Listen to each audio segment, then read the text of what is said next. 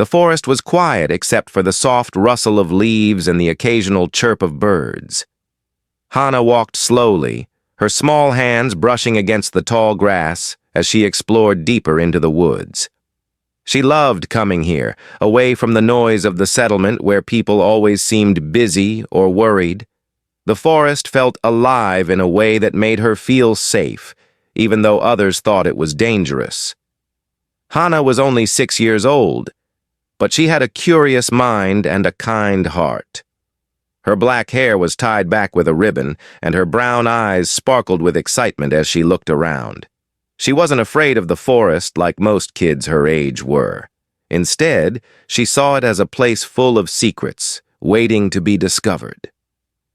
Today, she hoped to find something special, something no one else had ever seen before. As she wandered farther than usual, Hana noticed a faint sound. It wasn't the wind or the birds. It was softer, almost like a whimper. Curious, she followed the noise until she came to a large tree with thick roots twisting out of the ground. There, tucked between two roots, was a tiny creature. Its scales shimmered faintly in the sunlight, and its big, glowing eyes stared up at her with fear. At first, Hana froze. She'd heard stories about creatures like this one. They were called Vorin Dracs, and everyone said they were dangerous. But this one didn't look scary at all. It was so small, barely bigger than a puppy, and it looked more scared than anything else. Slowly, Hana knelt down and reached out her hand. The little dragon flinched but didn't move away.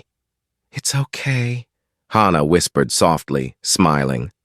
"I won't hurt you."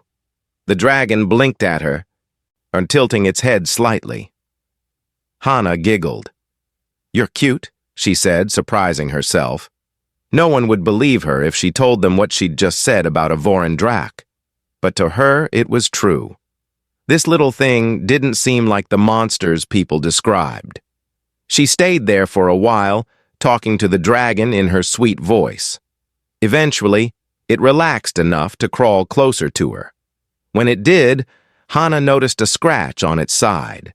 Carefully, she tore off a piece of her dress and wrapped it around the wound. The dragon let out a soft cooing sound, almost like a thank you. By the time Hana realized how late it was, the sun was starting to set. Reluctantly, she stood up and patted the dragon on its head. "I'll come back tomorrow, okay?" she promised. Then she ran home as fast as her little legs could carry her. Back at the settlement, Jin was pacing outside their small house. He was a strong man with calloused hands from years of hard work, but his face softened when he saw his daughter running toward him. "Where have you been?" he asked, trying not to sound too angry. "We've been looking everywhere for you."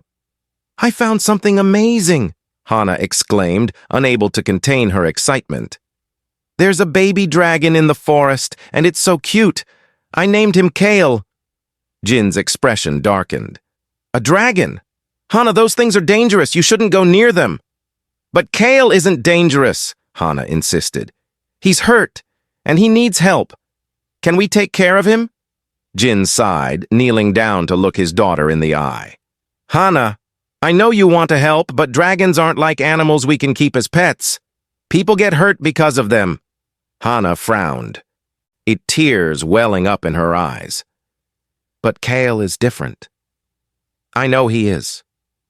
That night, Hana couldn't stop thinking about Kale. She tossed and turned in bed, imagining how lonely he must feel without anyone to care for him. Early the next morning, before anyone else woke up, she sneaked out of the house with some food scraps and went back to the forest. When she arrived, Kyle was still there, curled up under the tree. He perked up immediately when he saw her, letting out a happy chirp. Hana grinned and sat down beside him, feeding him bits of bread and fruit.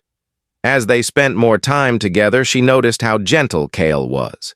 He nuzzled against her hand and even tried to play with her by batting at a stick she found. Over the next few days, Hana visited Kyle every chance she got. She brought him food, cleaned his wound, and then talked to him about everything and nothing. Each visit made their bond stronger. To Hana, Kale wasn't just a dragon. He was her friend. One evening, as the sky turned orange and pink, Hana lay on the ground with Kale resting on her chest. She stroked his smooth scales and smiled. "Don't worry, Kale," she murmured. "I'll protect you, no matter what." Little did she know, keeping that promise would be harder than she imagined.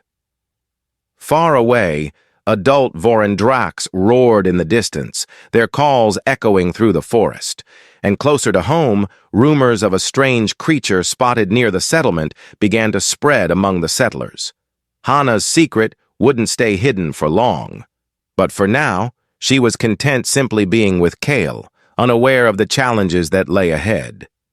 For the first time in her young life, she felt truly needed, and she liked it. Hana's visits to Kyle became a daily routine. Every morning she would wake up early, sneak out of the house with leftover food from dinner, and run to the forest where her dragon friend waited. Each time she saw him, her heart leapt with joy. Kyle was growing quickly, his shimmering scales turning darker and tougher, but he still had the same wide, glowing eyes that made Hana feel like he understood her completely. The bond between them deepened with every passing day. Kyle followed her around the clearing, playfully chasing after sticks or pouncing on leaves. Sometimes, he would curl up in her lap, letting her scratch behind his ears the way she imagined a dog might enjoy. To Hana, Kyle wasn't just a dragon, he was family. She couldn't imagine life without him now. But secrets have a way of unraveling no matter how hard you try to keep them hidden. One afternoon, as Hana sat cross-legged beside Kale, feeding him bits of fruit, she heard footsteps crunching through the underbrush. Her stomach dropped. No one ever came this far into the forest except for hunters, and they rarely ventured alone. She froze, hoping whoever it was would pass by without noticing them. Instead, Jin stepped into the clearing. For a moment, father and daughter stared at each other in silence. Jin's face went pale when he saw the small dragon sitting next to Hana. Its head tilted curiously, as if trying to figure out who this new person was.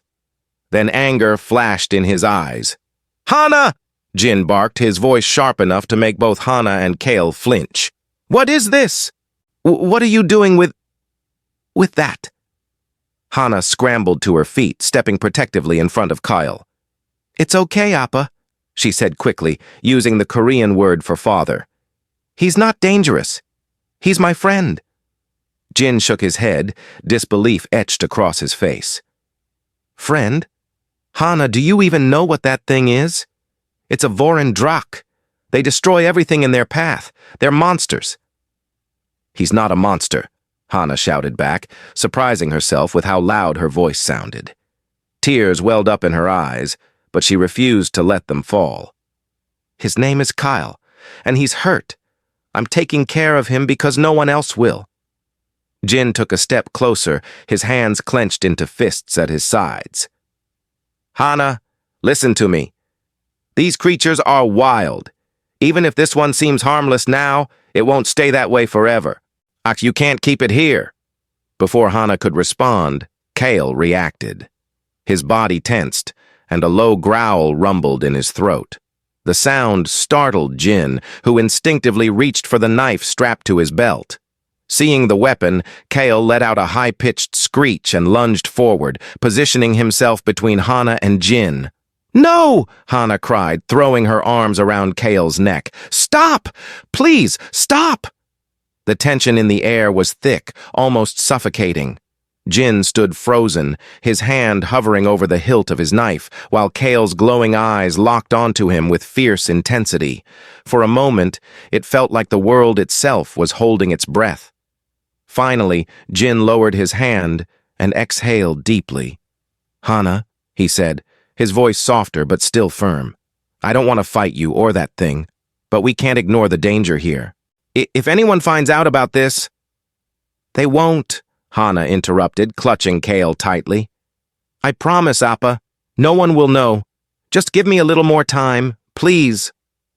Jin hesitated, torn between his love for his daughter and his duty to protect her and everyone else in the settlement from harm. After what felt like an eternity, he nodded reluctantly. "Fine," he said, "but only for now. We'll figure something out later. And you need to be careful, Hana. Very careful." With that, Jin turned and walked away, leaving Hana and Kale alone in the clearing. As soon as he was gone, Hana sank to the ground, trembling. Kale nudged her gently with his snout, cooing softly as if to comfort her. She hugged him close, burying her face in his warm, scaled neck. "I won't let anyone take you away from me," she whispered fiercely. "I promise." Meanwhile, back at the settlement, Jin couldn't shake the image of the dragon out of his mind. He told himself he'd done the right thing by agreeing to let Hana keep it, for now. But doubt gnawed at him. What if Kale really did become dangerous? What if someone found out and panicked? The thought of losing his daughter terrified him. To make matters worse, Ryun noticed something was off. Hana had been acting strangely for days, disappearing for hours at a time, coming home covered in dirt and scratches, and Jin's sudden agitation only added to the mystery. One evening, as the family sat down for dinner, Ryun decided to confront his father. "Appa," he began cautiously, glancing at Hana, who was picking at her food. "Is everything okay? You seem worried." Jin glanced up sharply, then forced a smile. "Everything's fine, Ryun. Just tired from work." Ryun frowned, unconvinced. "And Hana? She's been sneaking off a lot lately. Do you know where she goes?" Hana stiffened, her fork clattering against her plate. "I'm just playing outside," she muttered, avoiding her brother's gaze. Jin sighed, rubbing his temples. "Leave it alone, Ryun. Your sister is old enough to take care of herself." But Ryun wasn't satisfied. Later that night, unable to sleep, he slipped out of the house and headed toward the forest. Something told him Hana's secret was hiding there, and he intended to find out what it was. As he moved quietly through the trees, guided by faint noises and instincts honed from years of helping patrol the settlement's borders, Ryun finally stumbled upon the clearing. There, in the moonlight, he saw Hana sitting beside the dragon. His blood ran cold. For a moment, he simply stared, unable to believe what he was seeing. Then, without thinking, he turned and bolted back toward the settlement, his mind racing with fear and confusion. By the time dawn broke, news of the discovery had spread like wildfire. People gathered in the square, whispering anxiously about the wild beast living so close to their homes. Some demanded immediate action, calling for hunters to track down and kill the dragon before it grew any bigger. Others argued for caution, pointing out that Hana, a mere child, had somehow managed to tame it. Amidst the chaos, Hana stood silently, clutching Kyle's leash, a makeshift rope she'd fashioned from vines. She looked tiny compared to the crowd surrounding her, but her expression was resolute. When one of the elders asked her to explain herself, she stepped forward bravely. "Kyle isn't dangerous," she said, her voice steady despite the tremor in her knees. "He's my friend, and he trusts me. If you hurt him, you'll be hurting me too." The crowd murmured uncertainly, unsure whether to believe her. But before anyone could respond, Kyle let out a soft chirp and leaned against Hana's leg, nuzzling her hand affectionately. Several people gasped, astonished by the sight of such a supposedly fearsome creature behaving so gently. In the end, the council agreed to let Hana keep Kale, for now, but under strict supervision. They assigned guards to watch over the pair whenever they were outside the settlement, and warned Hana that any sign of aggression from Kale would result in immediate consequences. Though relieved, Hana knew the battle wasn't over. Keeping Kale safe wouldn't be easy, and especially with so many people watching and judging their every move. But as long as they had each other, she believed they could face whatever challenges lay ahead. That night, as she lay curled up beside Kyle in their makeshift shelter, Hana smiled despite the uncertainty swirling around them. Tomorrow would bring new struggles, But tonight, all that mattered was the warmth of her dragon friend's presence beside her. The days that followed were tense. Hana and Kale were watched closely by the guards assigned to them, their every move scrutinized by the settlement's people. Some treated Hana with pity, others with suspicion, but none dared approach her directly. The little girl who had once been invisible to most was now the center of attention, and not in a good way. Hana didn't mind the stares or whispers as much as she minded the rules. She wasn't allowed to wander freely anymore.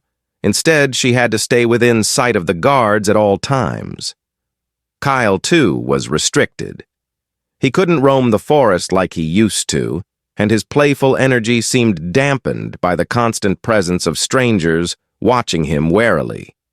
It broke Hana's heart to see her friend so uneasy, but despite the restrictions, Hana refused to give up. Every morning, she woke early to spend time with Kale before the guards arrived. She brought him food, played simple games with him, and talked endlessly about everything on her mind. Kale listened patiently, his glowing eyes never leaving hers.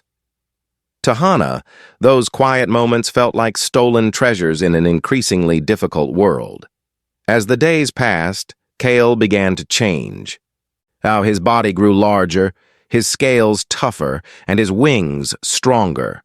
Occasionally, he would stretch them out, flapping experimentally as if testing their strength.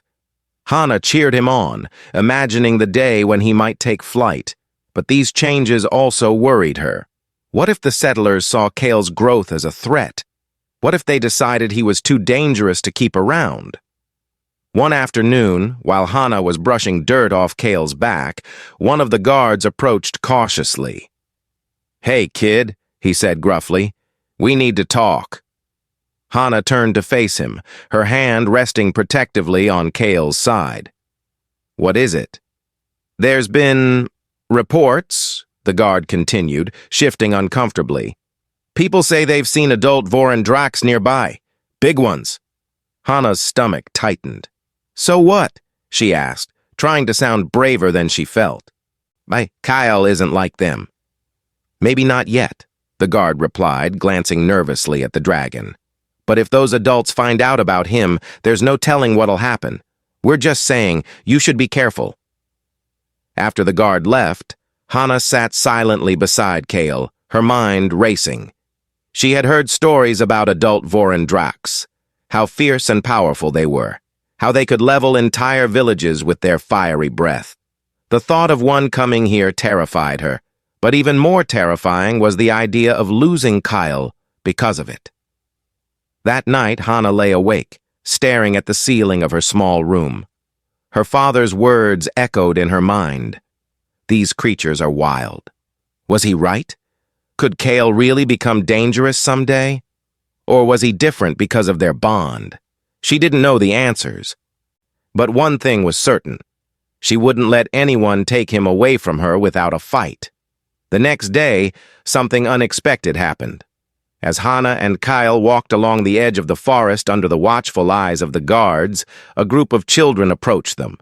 They were older than Hana, some of them teenagers, and they looked both curious and hesitant. "Is it true?" one of the boys asked, pointing at Kale. "You really tamed a Vorendrak?" Hana nodded, standing tall despite her nerves. "His name is Kyle," she said firmly, "and he's my friend." The children exchanged glances, unsure what to make of this strange scene. Finally, a girl stepped forward. Can we pet him?" she asked timidly. Hana hesitated. She had always kept Kale to herself, afraid of what might happen if others got too close. But something about the girl's earnest expression made her reconsider. Slowly, she nodded. "Okay," she said, "but be gentle." The children crowded around Kyle, their initial fear giving way to wonder as they touched his smooth scales and marveled at his size. Kale, for his part, remained calm, tolerating their curiosity with surprising patience. When one of the younger boys giggled after accidentally tickling Kale's belly, the dragon let out a soft chirp that sounded almost like laughter. For the first time in weeks, Hana felt a flicker of hope. Maybe not everyone was against her and Kale. Maybe, just maybe, they could prove that Kale wasn't a threat, that he was special. Word of the encounter spread quickly through the settlement. Some dismissed it as a childish prank, but others began to question their assumptions about the Vorin Drax. And among them was Yun-Su, an elder known for her wisdom and love of ancient stories. Intrigued by Hana's bond with Kyle, she requested a meeting with the council. At the gathering, Yun-Su spoke passionately about the importance of understanding rather than fearing the unknown. Long ago, she explained, our ancestors shared this land with many creatures far different from us. Some were dangerous, yes, but others became allies, friends even. Perhaps this young dragon is a reminder of those times. Her words sparked a heated debate. While some council members remained adamant that Kale posed a risk, others began to consider the possibility of coexistence. In the end, they reached a compromise. Kale would be allowed to stay, but only if Hana agreed to demonstrate his obedience in front of the entire settlement. And the demonstration took place 3 days later.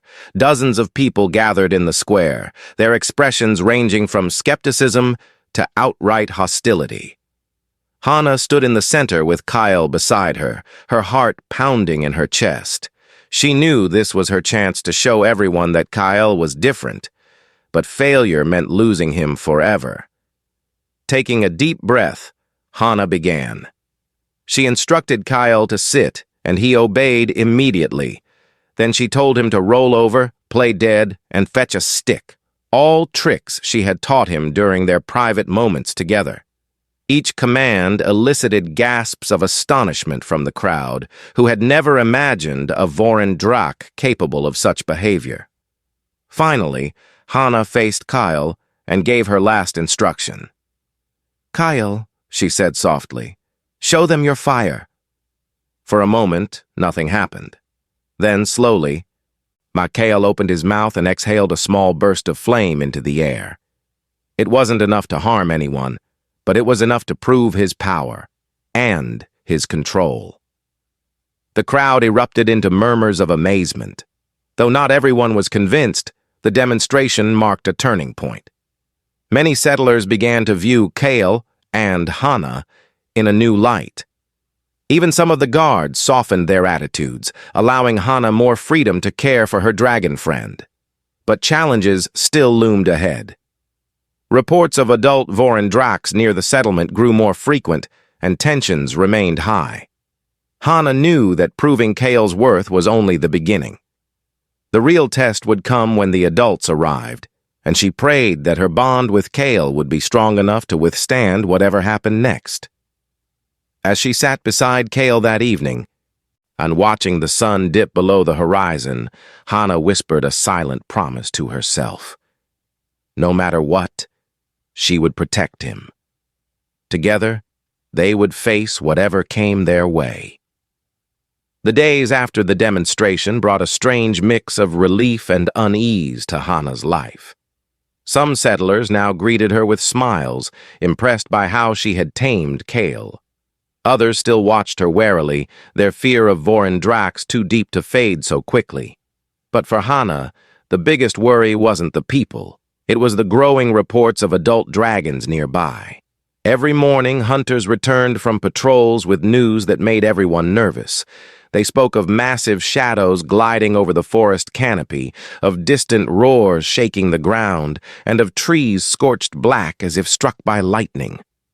No one had seen the adult dragons up close yet, but their presence was undeniable, and it terrified the settlement. Hana tried not to let the fear overwhelm her. She spent most of her time with Kyle, teaching him new tricks and practicing commands in case they needed to prove his obedience again. But even Kale seemed restless lately, his glowing eyes darting toward the forest whenever a sound carried through the air. He could sense something was coming, something big, and it unsettled him. One evening, as the sun dipped below the horizon, Jin called Hana into their small home. His face was serious, lined with worry. "Hana," he began, kneeling down to look her in the eye. "We need to talk." Hana nodded, clutching Kyle's leash tightly. She already knew what this was about. "Is it the dragons?" she asked quietly. Jin sighed and nodded. "Yes, the hunters say they're getting closer. If an adult finds out about Kale, I don't know what will happen. We have to be ready." "Ready for what?" Hana demanded, her voice rising. "To send Kale away? To hurt him?" "No," Jin said quickly, placing a hand on her shoulder. "I don't want that either, but we can't ignore the danger. If an adult dragon comes here looking for its child, things could get bad. For all of us." Hana bit her lip, tears welling up in her eyes. She wanted to argue, to tell her father that Kyle was safe, that nothing would go wrong. But deep down, she knew he was right.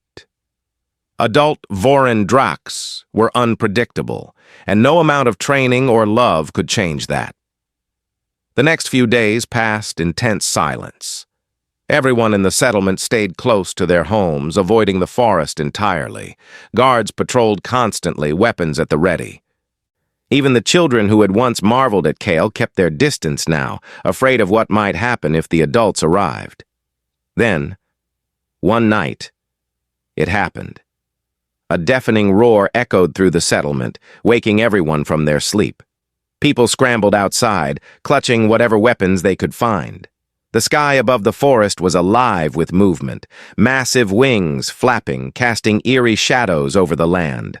One of the adult Vorin Dracs had finally come. Hana ran outside, her heart pounding. Beside her, Kale growled low in his throat, his body tense and alert.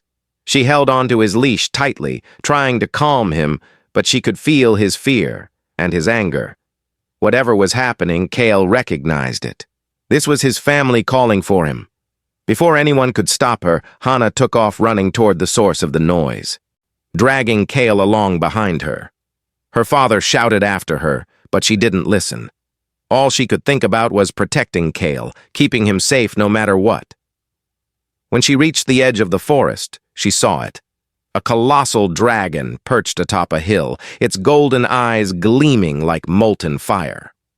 Its scales shimmered in the moonlight, and its wings stretched wide, casting a shadow over everything below. It let out another earth-shaking roar, scanning the area with obvious impatience. Kale reacted instantly, pulling against his leash and letting out a high-pitched screech. The adult dragon turned its head sharply, locking eyes with him. For a moment, everything froze. Then, with a powerful leap, the dragon descended into the clearing, landing mere feet away from Hana and Kyle. Hana's legs felt like jelly, but she forced herself to stand tall. She stepped forward, positioning herself between Kale and the massive creature. "Please," she whispered, her voice trembling but determined. "Don't hurt him." The dragon tilted its head, studying her curiously. Its gaze shifted between Hana and Kale, as if trying to understand the connection between them. Slowly, it lowered its head until it was level with hers, its hot breath washing over her skin. Hana closed her eyes, bracing herself for the worst. But when she opened them again, the dragon hadn't attacked. Instead, it sniffed her carefully, then nudged Kyle gently with its snout. Kyle chirped softly, stepping forward to nuzzle the adult dragon in return. Hana realized with a jolt that this must be Kale's parent, or at least someone close to him. The bond between them was undeniable. But tears streamed down Hana's face as she reached out a shaky hand to touch the dragon's nose. "You came for him," she murmured. "But he's mine now, too. Please, please don't take him away." The dragon paused, its golden eyes boring into hers. For a long moment it seemed to weigh her words, considering whether to trust her or not. Finally, it let out a soft rumble, almost like a purr, and backed away slightly, giving Hana space. Behind her, the rest of the settlement had gathered, watching in stunned silence. Hunters gripped their weapons nervously, ready to defend themselves if necessary, but none dared move. The scene was surreal. a tiny human girl standing between two dragons, somehow holding her ground against creatures that could crush her without effort. Yunsu stepped forward, breaking the tension. She speaks the truth," the elder said firmly, addressing the crowd. "This child has formed a bond with the young dragon. Look at how they trust each other. Is this truly the monster we feared?" Her words hung in the air, forcing everyone to reconsider their assumptions. The adult dragon seemed to sense the shift in mood. After a final glance at Hana and Kyle, it spread its wings and took to the sky, disappearing into the night. For a while, no one moved. Then slowly, the settlers began to disperse, muttering among themselves about what they had just witnessed. Some looked shaken, others inspired, but all of them understood that something extraordinary had happened. Hana sank to her knees, hugging Kyle tightly. "You're safe," she whispered, burying her face in his neck. "We're safe." In the days that followed, life in the settlement changed. The fear of Vorin Drax didn't vanish entirely, but it softened. Many people started seeing Kale not as a threat, but as proof that coexistence was possible. Yunsu proposed creating a sanctuary for misunderstood creatures like Kale, where humans and animals could learn to live together peacefully. The idea gained support, especially after Hana's bravery inspired others to rethink their prejudices. But challenges remained. A faction led by Dae-hyun, a bitter hunter who resented Hana's success, argued that keeping Kale would only invite more trouble. He rallied others who shared his views, creating tension within the community. Hana knew the battle wasn't over, not completely, but she also knew that she had allies now, people who believed in her and Kale. As she stood on a hill overlooking the settlement one evening, Kale curled up beside her. Hana smiled despite the uncertainty ahead. Together they had faced the impossible and won. Whatever came next, she was ready. The days that followed the arrival of the adult dragon felt like a turning point for the settlement. People talked about it constantly, how Hana had stood her ground, how Kyle had bridged the gap between humans and dragons, and how the massive creature had chosen not to attack. Some saw it as a miracle. Others called it luck. But no matter what they called it, one thing was clear. Life in the settlement would never be the same again. Hana noticed the change immediately. Instead of avoiding her or glaring at Kale, many settlers began to approach her with questions, or even smiles. Children asked if they could pet Kale again. And some adults brought scraps of food as gifts. It wasn't universal acceptance, but it was progress. Even Dae-hyun and his followers seemed quieter, though their resentment simmered beneath the surface. Yunsu worked tirelessly to turn her idea of a sanctuary into reality. She gathered volunteers to help build enclosures and clear land near the edge of the forest, creating a safe space for creatures like Kale. The project brought the community together in ways no one had expected. For the first time in years, people laughed and joked while working side by side, united by a shared goal. Hana spent most of her days helping with the sanctuary. She showed the workers how Kale responded to commands, proving that even wild animals could learn to trust humans if given the chance. Her confidence grew with each passing day, and she found herself speaking up more often, sharing her thoughts and ideas with anyone who would listen. To everyone's surprise, including her own, she became a leader in her own small way. Kyle, too, adapted quickly to his new surroundings. He explored the sanctuary eagerly, chasing butterflies and splashing in puddles left behind by recent rains. His wings grew stronger with every passing week, and he practiced short flights under Hana's watchful eye. Though he still preferred staying close to her, he seemed happier than ever before, free to roam without fear of being hunted. But not everything was perfect. Dae-hyun continued to oppose the sanctuary, arguing that it was only a matter of time before another adult dragon appeared, and this time, it might not leave so peacefully. His warnings struck a chord with some settlers, and who worried that the sanctuary would attract danger rather than prevent it. One evening during a council meeting, Dae-hyun stood up to voice his concerns. "We're playing with fire," he said, his voice sharp and angry. "That girl may think she has tamed a dragon, but we all know what these beasts are capable of. If we keep this sanctuary, we're inviting disaster." Hana clenched her fists, resisting the urge to argue back. Instead, Yoon-soo stepped forward, her calm demeanor a stark contrast to Dae-hyun's fury. "Fear is natural," she said gently, "but it should not rule us. The bond between Hana and Kale proves that understanding can overcome fear. We must choose whether to live in harmony or let our doubts divide us." Her words silenced the room, leaving everyone to reflect on their choices. In the end, the council voted to continue building the sanctuary, but with stricter rules about which creatures could stay and where they would be housed. It wasn't a complete victory, but it was enough. As weeks turned into months, the sanctuary flourished. More animals arrived, drawn by the scent of safety and food. Some were injured or abandoned, while others simply wandered in out of curiosity. Each new arrival brought fresh challenges, but also opportunities for learning and growth.